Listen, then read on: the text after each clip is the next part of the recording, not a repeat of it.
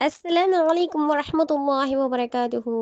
أعوذ بالله من الشيطان الرجيم. بسم الله الرحمن الرحيم. إن الحمد لله إن الحمد لله نحمده ونستعينه ونستغفره ونعوذ بالله من شرور أنفسنا ومن سيئات أعمالنا. من يهده الله فلا مضل له ومن يضلل فلا هادي له. أشهد أن لا إله إلا الله وحده لا شريك له وأشهد أن محمدا عبده ورسوله. أما بعد، فقد قال الله تعالى في القرآن العليم والفرقان المجيد: يا أيها الناس اتقوا ربكم الذي خلقكم من نفس واحدة وخلق منها زوجها وبث منهما رجالا كثيرا ونساء واتقوا الله الذي تساءلون به والأرحام إن الله كان عليكم رقيبا. الحمد لله. அல்லாஹ் தஆலா இவ்வுலகத்தில் கோடான கோடி ஜீவராசிகளை படைத்து அதில் உயர்ந்த படைப்பாக மனிதனை படைத்து அவற்றுக்கு உண்டான உணவையும் வாழ்வாதாரத்தையும் வழங்கி வரும் ஏக வல்லவனாகிய அல்லாஹ்விற்கே புகழ் அனைத்தும். அல்ஹம்துலில்லாஹ். மேலும் எம்பெருமானார் ஸல்லல்லாஹு அலைஹி வஸல்லம் அவர்கள் மீதும் அவர்களை அப்படியே பின்பற்றி வாழ்ந்த சத்திய சஹாபாக்கள் மீதும் இன்னும் நம் அனைவரின் மீதும் அல்லாஹ்வின் சாந்தியும் சமாதானமும் என்றென்றும் நிலவட்டுமாக. ஆமீன். அல்லாஹ்வின் பயத்தையும் அச்சத்தையும் எனக்கும் உங்களுக்கும் நினைவூட்டியவளாக அல்லாஹ்வின் மார்க்கத்தை அல்லாஹ்வின் வேதத்தை பற்றி பிடித்து நபிகள் நாயகம் ஸல்லல்லாஹு அலைஹி வஸல்லம் அவர்களுடைய வழிகாட்டலின்படி வாழும்படி எனக்கும் உங்களுக்கும் அல்லாஹ் தஆலா கிருபை செய்வானாக. ஆமீன். அல்ஹம்துலில்லாஹ். நம்ம எல்லாரும் வேகமாக ஓடிக்கொண்டிருக்கக்கூடிய இந்த காலகட்டத்தில் இருக்கோம். அதில் இந்த உலகத்திற்கான ஓட்டம் அப்படின்றது மிக அதிகமாகவோ மறுமைக்கான ஓட்டம் அப்படின்றது மிக குறைவாகவோ நம்ம இடத்துல இருக்கு. இதுக்கெல்லாம் என்ன காரணம் அப்படின்னா, அல்லாஹ்வின் மீது உண்டான நேசமோ அன்போ அது எப்படிப்பட்டது அப்படின்னு சொல்லிட்டு நமக்கு தெரியலை. அதனால நமக்கு நம்முடைய அமல்களில் ஆர்வம் குறைஞ்சிக்கிட்டே போகுது. ஒரு மனிதன் ஒரு மனிதன் அல்லாஹ் பற்றி முழுமையா தெரிஞ்சுக்கிட்டு அவன் மீது அன்பும் தேடலும் அதிகமாச்சு அப்படின்னு சொன்னா அந்த மனிதன் அமல்களின் பக்கமா தன்னுடைய வாழ்க்கைய கொண்டு செல்வான். அதுவும் இப்படி அல்லாஹும் ரசூலும் காட்டி தந்த வழிகள்ல தன்னுடைய அமல்களை அமைத்துக்கணும் எல்லாருமே இன்ஷா அல்லாஹ். அல்லாஹ் தஆலா தன்னுடைய திருமறையில 17வது அத்தியாயத்துல 57வது வசனமா சொல்லி காமிக்கிறான்: இவர்கள் யாரை பிரார்த்தித்து அழைக்கிறார்களோ அவர்களுமோ தங்கள் இறைவனிடத்தில் தங்களின் மிக நெருக்கமானவராக யார் ஆக முடியும் என்பதற்காக நன்மை செய்வதையே ஆசை வைத்து கொண்டும் அவனுடைய அருளையே எதிர்பார்த்து அவனுடைய வேதனைக்கு பயந்து கொண்டும் இருக்கிறார்கள். ஏனென்றால் நிச்சயமாக உமது இறைவனின் வேதனையோ மிக மிக பயப்படக்கூடியதே அப்படின்னு சொல்லிட்டு அல்லாஹ் தஆலா சொல்லி காமிக்கிறான். எதுக்காக அப்படின்னு பார்த்தோன்னா, நல்லவர்களுக்கு வணக்க வழிபாடுகளை செஞ்சு அவர்களுக்கு திருப்தியான அமல்களை செய்கிறோம் அப்படின்னு சொல்லிட்டு இந்த நல்லவர்களை திருப்திப்படுத்தினா அல்லாஹ் நம்ம திருப்திப்படுத்தலாம் அப்படின்னு சொல்லிட்டு மக்கள் இருக்காங்க. அந்த மக்களை கண்டிக்கிற விதமா அல்லாஹ் தஆலா இந்த வசனத்தை சொல்லி காமிக்கிறான். நீங்க எந்த நல்லவர்கள் மீது நம்பிக்கை வைக்கிறீங்களோ அந்த நல்லவர்கள் எப்படி வாழ்ந்தார்கள் அப்படின்னு தெரியுமா? தங்கள்ல யார் அதிகம் அல்லாஹ்வின் நெருக்கத்தை பெற முடியும் அப்படின்ற தேடல்ல தான் அதிகமாக அமல்கள் செய்பவராக இருந்தாங்க. அல்லாஹுடைய ரஹமத்தை ஆதரவு வச்சாங்க, அல்லாஹுடைய தண்டனையை பயந்தாங்க அப்படின்னு சொல்லிட்டு அல்லாஹ் தஆலா சொல்லி காமிக்கிறான். உண்மையான நல்லவர்கள் யார் அப்படின்னா, எந்த நல்ல அமல்கள் மூலமா அல்லாஹ்வை நெருங்க முடியும், அல்லாஹ் எந்த அமலை தன்னுடைய தூதர்கள் மூலமா நமக்கு வழிகாட்டி இருக்கானோ அந்த அமல்களை தான் நம்ம செய்யணும் இன்ஷா அல்லாஹ். உண்மையான நல்லவர்கள் இரையச்சம் உள்ளவர்கள், அல்லாஹுடைய அன்பை தேடக்கூடியவர்கள், அல்லாஹுடைய பயத்தால் நடுங்கக்கூடியவர்கள். அவங்களுடைய கவனம் எல்லாம் அமல்களில் இருக்குமே தவிர மனிதர்களின் மீது இருக்காது அப்படின்னு சொல்லிட்டு அல்லாஹ் தஆலா இந்த வசனத்தின் மூலியமா நமக்கு சொல்லி காமிக்கிறான். அதுலயே 2வது அல்லாஹ் சொல்லி காமிக்கிறான், அவர்களுடைய ஆதரவெல்லாம் அல்லாஹ்வின் ரஹமத்து மீது இருக்குமே தவிர மனிதர்கள் மீது இருக்காது. அல்லாஹுடைய ரஹமத்தை ஆதரவு வைத்தவர்களாக, ஆசை வைத்தவர்களாக, அல்லாஹ்விடத்தில் நேரடி தொடர்பு உள்ளவர்களாக இருப்பாங்க அப்படின்னு சொல்லிட்டு அல்லாஹ் சொல்லி காமிக்கிறான். 3வதா சொல்லி காமிக்கிறான், அல்லாஹுடைய வேதனையை பயப்படுவாங்க. நம்ம கிட்ட இருந்து ஏதாவது ஒரு தவறு பாவம் நம்ம ஏதாவது குற்றம் செஞ்சுட்டோம் அப்படின்னு சொன்னா, இல்லைன்னா அல்லாஹுக்கு பிடிக்காத ஏதாவது ஒரு செயல் நிகழ்ந்துருச்சு அப்படின்னு சொன்னா அல்லாஹ் என்னை தண்டிச்சு விடுவானோ, என்னுடைய ஈமான் பலவீனப்பட்டு விடுமோ, என்னுடைய மறுமை வாழ்க்கை என்னவாகுமோ அப்படின்ற பயத்துல அவங்க இருப்பாங்க. இங்க நம்முடைய தலைப்புல கவனிக்க வேண்டிய ஒரு முக்கியமான விஷயம் என்ன அப்படின்னா, ஒரு மனிதன் அல்லாஹ்வால் ஏற்றுக்கொள்ளப்பட்ட நல்ல மனிதன் அப்படின்னா, அவனுக்கு அல்லாஹ்வுடைய அன்பும் ஆசையும் இருக்கு அப்படின்னு சொன்னா, முதலாவதாக அவர் அமல்களில அதிகமா கவனம் செலுத்தணும். அதுவும் எப்படி? போட்டி போட்டுக்கொண்டு அமல்கள்ல கவனம் செலுத்தணும். மற்றவர்களை விட நான் அதிகமாக அமல் செய்பவனா இருக்கணும் அப்படின்னு சொல்லிட்டு அல்லாஹ்வும் தன்னுடைய திருமறையின் மூலமா நமக்கு வலியுறுத்தி காமிக்கிறான். அதாவது 2வது அத்தியாயத்துல 148வது வசனமா அல்லாஹ் சொல்லி காமிக்கிறான், ஃபஸ்தபீகுல் ஹைராத், நீங்கள் அமல் செய்வதில் ஒருவரை ஒருவர் முந்த பாருங்கள், போட்டி போடுங்கள் அப்படின்னு சொல்லி காமிக்கிறான். அது மட்டும் இல்லாம 57வது அத்தியாயத்துல 21வது வசனமா சொல்லி காமிக்கிறான், சாபிகு இலா மக்ஃபிரதி மிர் ரப்பிக்கும், நீங்கள் உங்களுடைய ரப்புடைய மன்னிப்பை அடைவதில் ஒருவரை ஒருவர் முந்த பாருங்கள் அப்படின்னு சொல்லிட்டு அல்லாஹ் சொல்லி காமிக்கிறான். அல்ஹம்துலில்லாஹ். இதுல கை சேதம் என்ன அப்படின்னு சொன்னா, இன்னைக்கு அமல்கள்ல போட்டி போடுறத நம்ம விட்டுட்டோம். உலக விஷயங்கள்லயும் படிப்பு அல்லனா பொருளாதாரம் அப்படி இல்லைன்னா துனியாவுடைய பல விஷயங்கள்ல நம்ம போட்டி போட்டுக்கொண்டு அவரை விட நான் வந்து பெரியவனா இருக்கணும் அப்படின்னு சொல்லிட்டு பொறாமை இருக்கிறத தவிர நம்ம அமல்கள்ல போட்டி போடுறது என்ன செஞ்சிருச்சு, குறைஞ்சிருச்சு. யாருடைய உள்ளத்துல அல்லாஹின் மீது அன்பும் ஆசையும் அல்லாஹ் மீது உண்டான தேடலும் அதிகமாகி விடுமோ அவங்க அமல்கள்ல போட்டி போடுவாங்க, அல்லாஹுடைய ரஹமத்தை ஆதரவு வைப்பாங்க, அல்லாஹுடைய தண்டனையை பயப்படுவாங்க அப்படின்னு சொல்லிட்டு தான் அல்லாஹாலா நமக்கு திருக்குர்ஆன் மூலமா நமக்கு தெளிவுபடுத்தி காமிக்கிறோம். அல்ஹம்துலில்லாஹ். இன்னொரு இடத்துல சூரா ஜுமருடைய 9வது வசனத்துல அல்லாஹாலா அந்த நல்லடியார்கள் எப்படி அல்லாஹுடைய ரஹமத்தை ஆதரவு வைப்பாங்க அப்படின்னு சொல்லிட்டு குறிப்பிடும் போது சொல்லி காமிக்கிறான், எவன் மறுமையை பயந்து தன் இறைவனின் அருளை எதிர்பார்த்து இரவு காலங்களில் நின்றவனாகவும் சிரம் பணிந்தவர்களாகவும் அல்லாஹ்வை வணங்கி கொண்டிருப்பவனா. நபியே நீர் கேட்பீராக, கல்வி அறிவுடையோரும் கல்வி அறிவில்லாதவரும் சமமாவார்களா. இந்த குர்ஆனை கொண்டு நல்ல உபதேசம் பெறுபவர்கள் எல்லாம் கல்வி அறிவுடையவர்கள் தான் அப்படின்னு சொல்லிட்டு அல்லாஹ் தாலா 39வது அத்தியாயத்துல 9வது வசனமா சொல்லி காமிக்கிறார். அல்ஹம்துலில்லாஹ் அல்ஹம்துலில்லாஹ். அப்ப குர்ஆன் அப்படின்றது நமக்கு நேர்வழி காட்டுறதுக்காக கிடைக்கப்பட்டது. அப்ப அதுலேருந்து நமக்கு நல்ல உபதேசத்தை நம்ம எடுத்து நேர்வழி பெற்றவங்க எல்லாருமே வந்து அறிவுடையவர்கள் தான் அப்படின்னு சொல்லிட்டு அல்லாஹ் தாலா சொல்லி காமிக்கிறான். அப்ப அல்லாஹின் மீது ஒரு முஃமினுக்கு ஆசை அன்பு எல்லாமே வந்து இருக்கணும். இது எல்லாமே அவனை அமல்கள் பக்கம் கொண்டு செல்லணும். மனிதர்கள் பக்கம் கிடையாது, பொய்யான வீணான கற்பனையின் பக்கம் கிடையாது. அல்லாஹுடைய அன்பிற்காக அமல்கள்ல அதிகத்தை ஏற்படுத்தணும். ஒவ்வொரு அமலையும் தன்னுடைய அடியான அல்லாஹுக்காக என்ன செய்யணும், தேடி தேடி செய்யக்கூடியவங்களா இருக்கணும். அல்ஹம்துலில்லாஹ். அல்லாஹ்வின் மீது அன்பு வைத்த அந்த நல்லவர்களை பத்தி, அல்லாஹ்வை நேசித்த அந்த நல்லவர்களை பத்தி அல்லாஹ் தஆலா குர்ஆன்ல சொல்லும் பொழுது, நிச்சயமாக இவர்கள் அனைவரும் நன்மையான காரியங்கள் செய்வதில் ஒருவரை ஒருவர் முந்திக் கொண்டிருந்தார்கள்.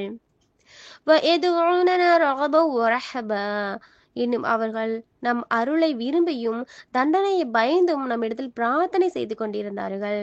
وَكَانُوا لَنَا خَاشِعِينَ, இவர்கள் அனைவரும் நம்மிடத்தில் மிக்க உள்ளச்சமுடையவர்களாக இருந்தார்கள் அப்படின்னு சொல்லிட்டு அந்த நல்லவர்களை பத்தி அல்லாஹ் தஆலா தன்னுடைய திருமறையில சொல்லி காமிக்கிறான்.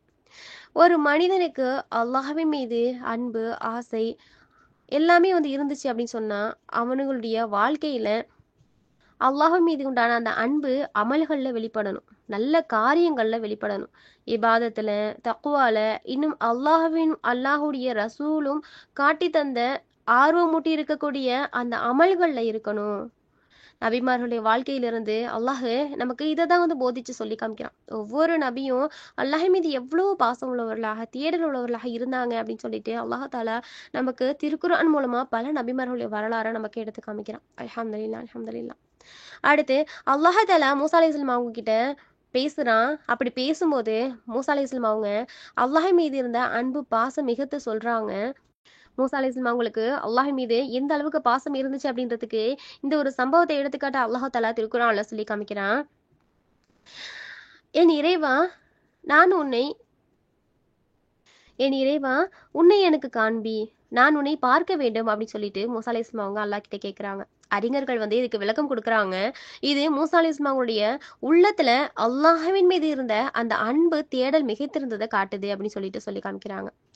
அப்ப அல்லாஹ் தஆலா மூசா அலைஹிஸ்ஸலாம் அவங்க கிட்ட ஒரு கேள்வியை கேட்குறான். அதாவது ஒரே ஒரு கேள்வி தான் அல்லாஹ் தஆலா கேட்குறான்.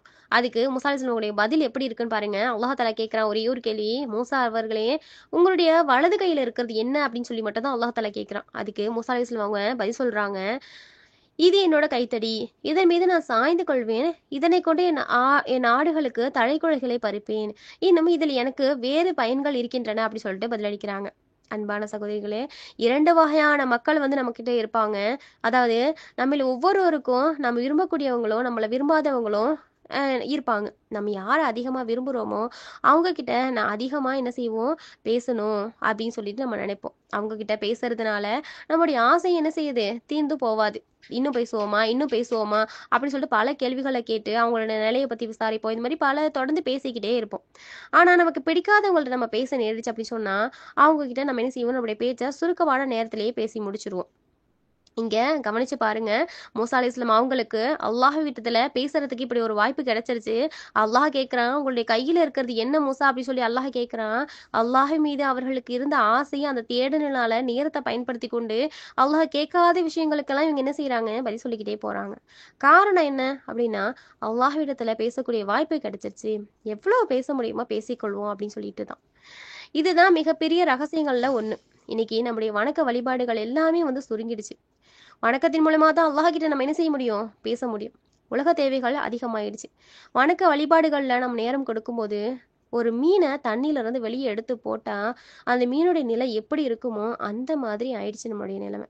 அது ஒரு குர்ஆன் ஓதும் போதா இருக்கட்டும், திக்ரு செய்யும் போதா இருக்கட்டும், தொழுகையா இருக்கும் போதா இருக்கட்டும், எந்த நல்ல அமல்களாக இருந்தாலும் சரி, ஒரு மீனை தண்ணியில இருந்து எடுத்து வெளியே எடுத்தா அது எப்படி திரும்ப தண்ணீரை நோக்கி செல்வதற்கு வேகத்தை காட்டுமோ அதே மாதிரி அந்த நல்ல அமல்கள்ல இருந்து எவ்வளவு வேகமா சுருக்கமா அந்த அமலை முடிச்சுட்டு திரும்ப நம்ம என்ன செஞ்சிரும், துன்யாவுடைய விஷயங்களுக்கு நம்ம வந்துடும். அதே நேரத்துல நம்ம துன்யாவோட விஷயங்களை ஈடுபட்டுட்டு இருக்கும் போது அதுல இருந்து நம்மளை பிடுங்கி மறுமைக்கான ஒரு செயலை செய்யறதுக்கு, ஒரு அமலை செய்யறதுக்கு நம்ம என்ன செய்யறோம், ரொம்ப சிரமப்பட்டு வர வேண்டியதா இருக்கு. இதுக்கெல்லாம் காரணம் என்ன அப்படின்னா, அல்லாஹ் மீது உண்டான அன்பு, அல்லாஹின் மீது உண்டான தேடல் எல்லாமே வந்து குறைவா இருக்கு நம்ம கிட்ட. அல்லாஹ் பாதுகாத்துக்கணும். ஹசன் பசரி ரஹமத்துல்லாஹி அவங்க வந்து அவங்களுடைய மாணவர்கள்கிட்ட அல்லாஹ் மீது உண்டான ஆசையும் மறுமை நாள் மீது உண்டான ஆசையும் பற்றி சொல்லுவாங்களாம். அப்ப கேக்குறாங்க, அல்லாஹ் மீது உண்டான ஆசையால ஆர்வத்தால நீங்க அழ வேணாமா அப்படின்னு சொல்லிட்டு கேக்குறாங்க. இதுதான் நபி ஸல்லல்லாஹு அலைஹி வஸல்லம் அவங்க வந்து நமக்கு சொல்லி காமிக்கிறாங்க. ஒரு மனிதன் தனிமையில் உட்கார்ந்து அல்லாஹ்வை நினைத்தான், அவனுடைய இரு கண்களில் இருந்தும் அப்படியே அழுகை பீறிட்டு கொண்டு வந்தது.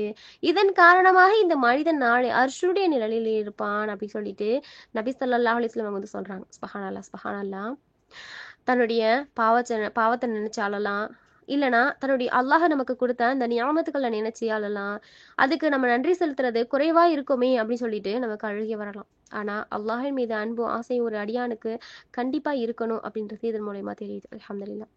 மேலும் இமாம் அவர்கள் சொல்றாங்க, நரகத்தில் அச்சத்தால நீங்க அழ வேணாமா, யார் நரகத்தில் அச்சத்தால அழுகிறாங்களோ அல்லாஹ் அவர்களை நரகத்திலிருந்து பாதுகாத்துக் கொள்வான் அப்படின்னு சொல்லிட்டு சொல்றாங்க. இதை பத்தி நபி ஸல்லல்லாஹு அலைஹி வஸல்லம் அவங்க வந்து சொல்லி காமிக்கிறாங்க. 2 கண்களை அல்லாஹ் நரகத்தின் மீது ஹராமாக்கி விட்டான். ஒன்று அல்லாஹுடைய பாதையில் முஸ்லிம்களை பாதுகாத்த கண், இரண்டாவது அல்லாஹுடைய பயத்தால் நரக தண்டனையை நினைத்து அழுத கண் அப்படின்னு சொல்லிட்டு நபி ஸல்லல்லாஹு அலைஹி வஸல்லம் அவங்க சொன்னதாக திருமீதில இந்த ஹதீஸ் வந்து பதிவாயிருக்கு. அல்ஹம்துலில்லாஹ். நம்முடைய வணக்க வழிபாடுகள்ல அல்லாஹ்வுடைய அன்பும் ஆசையும் மிகைத்திருக்குதா? அல்லாஹுக்கு சில தனிமையை நம்ம வந்து கொடுத்துருக்கோமா? அல்லாஹ்விடத்துல துவா கேட்பதற்கு, அப்படி இல்லைன்னா தனிமையில தொழுவதற்கு, தனிமையில அல்லாஹ்கிட்ட பேசுறதுக்கு, அல்லாஹ் மீது உண்டான அன்பால நம்ம அவனுக்கு நேரம் கொடுத்து அல்லாஹ் கிட்ட நம்ம தனியா நேரத்தை ஒதுக்கி நம்ம பேசியிருக்கோமா அப்படின்றத நம்ம இந்த நேரத்துல நம்ம சிந்திக்க கடமைப்பட்டிருக்கோம். சில நேரங்கள்ல தனிமையில நம்ம தொழுவோம், தனிமையில நம்ம திக்ர் செய்வோம். ஆனா அங்க பார்த்தோம் அப்படின்னா நம்முடைய ஒரு தேவை வந்து முன்னாடி வந்து நிற்கும். நம்மளுடைய ஒரு ஹாஜத்துக்காக தான் அந்த தொழுகையை நம்ம வந்து தொழுதுருப்போமே தவிர, ஆனா அந்த மாதிரி செய்யறதும் ஒரு கண்டிப்பான ஒரு அவசியமான ஒரு விஷயம் தான். ஏன்னா அல்லாஹ்வை தவிர வேற யாருக்கிட்டையும் நம்முடைய தேவைகளை கேட்க முடியாது. அப்ப அல்லாஹ் தான் தன்னுடைய தேவையை வந்து நிறைவேற்றக்கூடியவனா இருக்கான். அல்ஹம்துலில்லாஹ். ஆனா அதே நேரத்துல அந்த தேவையை நிறைவேற்றதுக்கு அப்புறமா அல்லாஹ்வுக்காக அந்த தனிமையில நாம் நன்றி செலுத்தி இருக்கோமா? நன்றி செலுத்தி அழுதுருக்கோமா? யா அல்லாஹ், இந்த தேவையை நான் உன்னிடத்துல கேட்டேன், எனக்கு நிறைவேற்றி கொடுத்த அப்படின்னு எத்தனை முறை நம்ம வந்து அல்லாஹ்வுக்கு நன்றி செலுத்தி இருக்கோம்? அப்படின்னு நம்ம யோசிச்சு பார்க்கணும். தேவைகளை கேட்பதுக்கு முன்னாடி மன்றாடிய நம்ம தேவைகள் நிறைவேற்றதுக்கு அப்புறமா அல்லாஹுவுக்கு அதற்காக நன்றி செலுத்துறோமா? அந்த நன்றி உணர்வு நம்ம கிட்ட இருக்கா?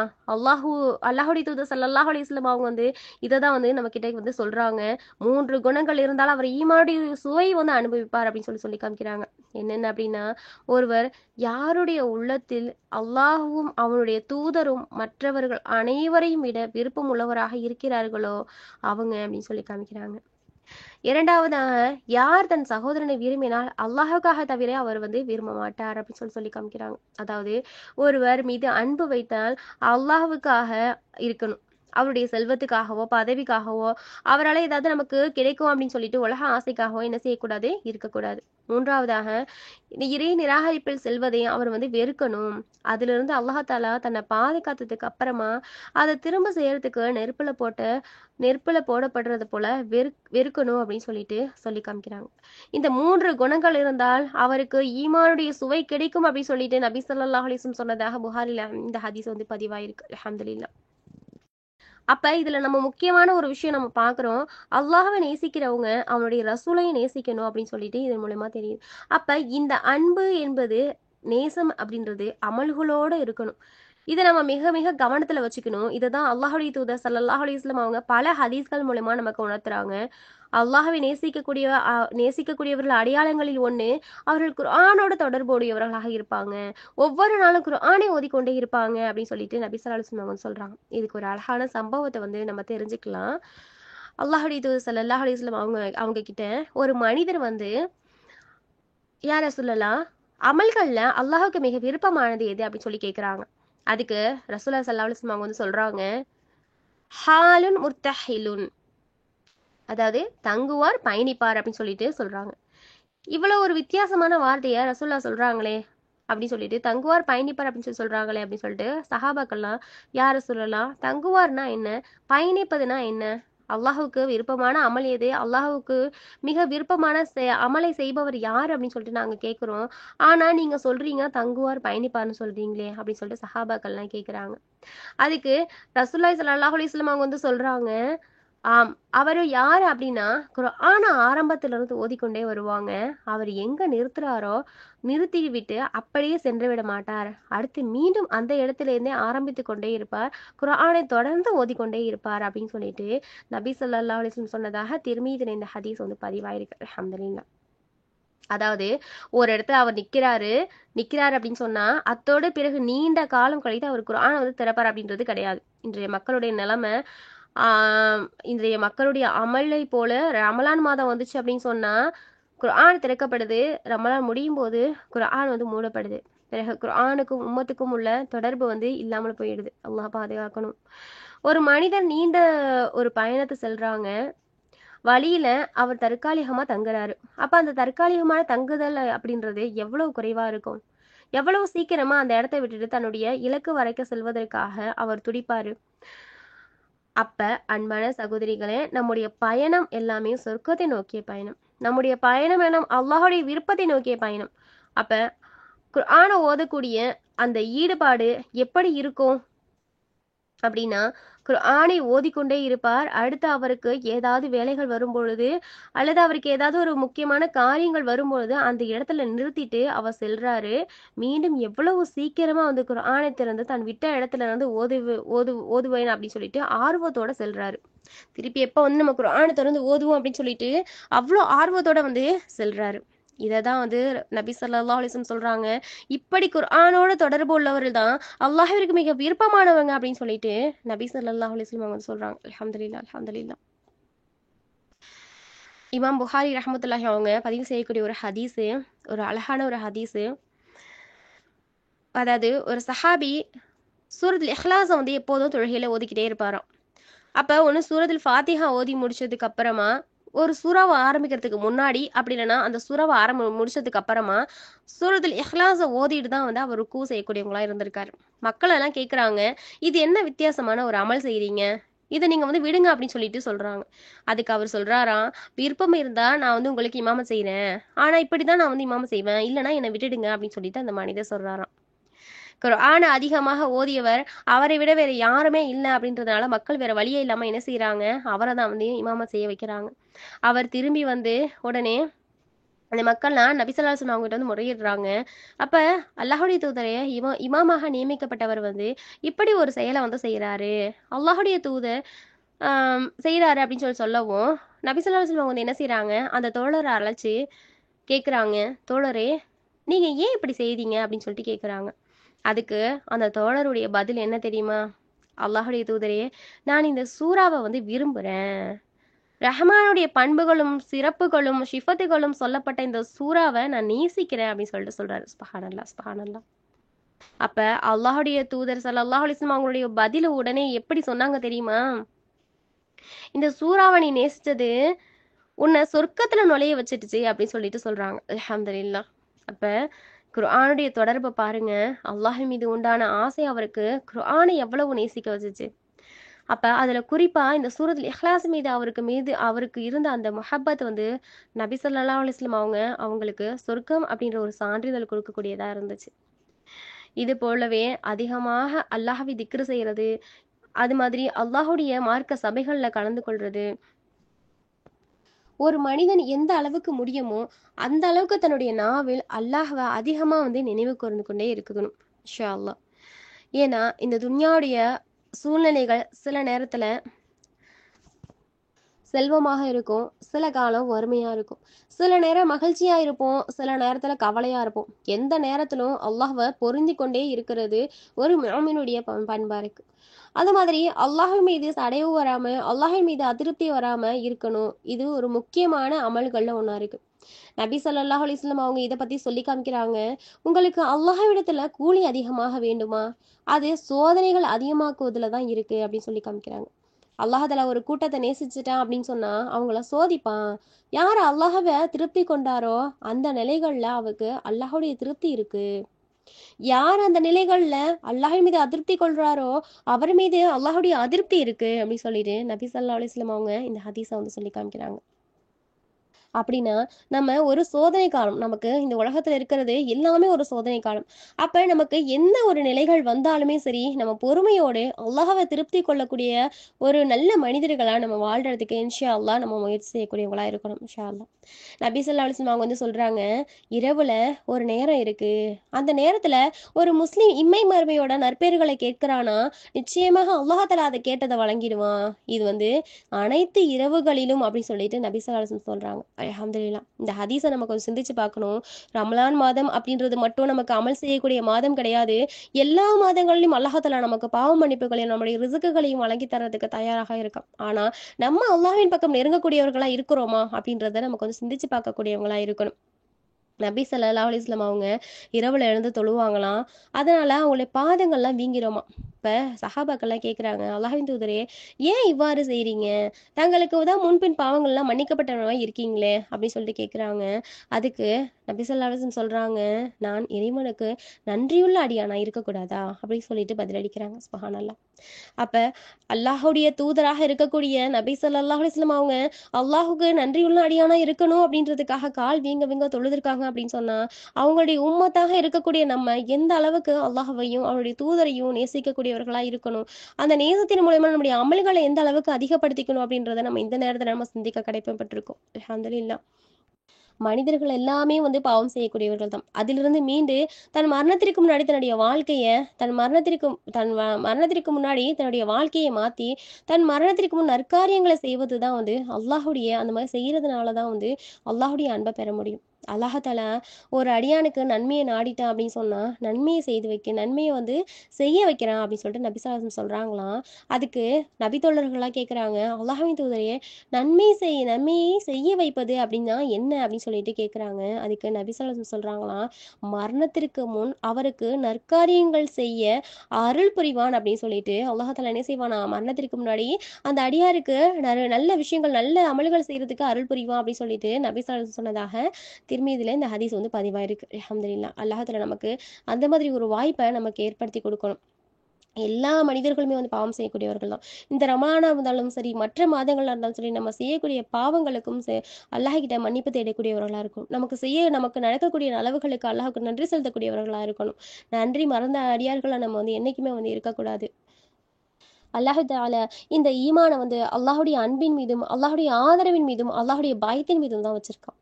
இன்னைக்கு நம்ம ஈமான் என்பது அன்பு, இன்னொன்னு பயம். இதுல இருந்து பிரிச்சு வெறும் நம்பிக்கையா மட்டும் தான் பார்க்குறோம். ஈமானா வெறும் நம்பிக்கையா மட்டும் தான் பார்க்குற காரணத்தினால தான் நம்முடைய அமல்கள் எல்லாமே வந்து சடங்குகளா மாறிக்கிட்டே இருக்கு. அல்லாஹ் பாதுகாக்கணும். அல்லாஹ்வுடைய அருளால நம்முடைய ஈமான அல்லாஹ்வுடைய அன்பாலும், அச்சத்தாலும் வந்து கலக்கணும் இன்ஷா அல்லாஹ். இந்த ஈமானில் அல்லாஹ்வுடைய அன்பையும், அச்சத்தையும் அதிகப்படுத்துவோமாக. அல்லாஹ் தஆலா உங்களுக்கும் எனக்கும் அல்லாஹ்வை வணங்கி வழிபடுவதற்கும் மறுமைக்குண்டான தயாரிப்புகளை அதிகமாக செய்வதற்கும் நம் அனைவருக்கும் அல்லாஹ் தஆலா அருள் புரிவானாக. எதை கேட்டோமோ, எதை சொன்னோமோ அதன்படி நம் வாழ்க்கையை அமைத்துக் கொள்ள வல்ல ரஹ்மான் நம் அனைவருக்கும் அருள் புரிவானாக. வஆகிர் தவானா அனில் ஹம்துலில்லாஹி ரப்பில் ஆலமீன். அஸ்ஸலாமு அலைக்கும் வரஹ்மத்துல்லாஹி வபரகாத்துஹு.